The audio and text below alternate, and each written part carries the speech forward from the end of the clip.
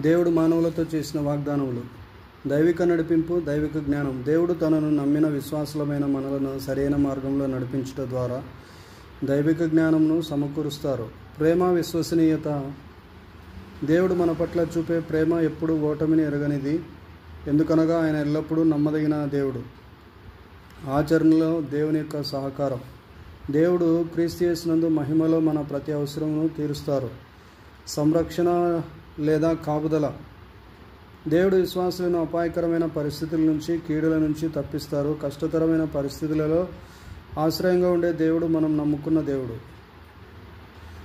బలము మరియు మద్దతు. కష్టాలు మరియు శోధన సమయాల్లో మనల్ని బలపరుస్తానని మరియు మనకు మద్దతు ఇస్తానని దేవుడు వాగ్దానం చేయుచున్నారు. ముఖ్యమైన వాగ్దానాలు. ప్రార్థనలకు జవాబు ఇచ్చుట. దేవుడు తన చిత్తానుసారమైన ప్రార్థనలను విని మనకు జవాబు ఇస్తానని వాగ్దానము చేస్తున్నాడు.